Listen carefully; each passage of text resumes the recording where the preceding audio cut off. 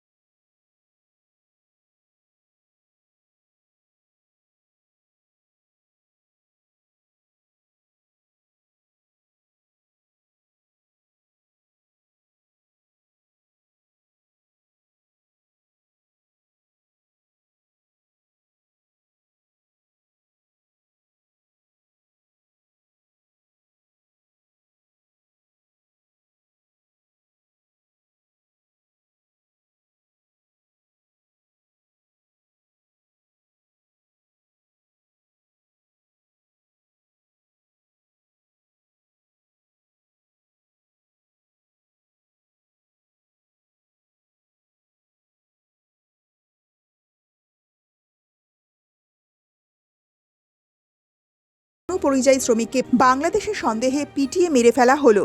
শরীফ শেখ নামে এক পরিযায়ী শ্রমিকের কন্ট্রাক্টর জানান, জুয়েল সহ আরও কয়েকজন আমার অধীনে ওড়িশার বিভিন্ন এলাকায় কাজ করত। জুয়েল এতদিন কেরালায় পরিযায়ী শ্রমিক হিসেবে কাজ করলেও মাত্র 4 দিন আগে সে শান্তিনগরে একটি বাড়ি নির্মাণের কাজের জন্য এখানে এসেছিল।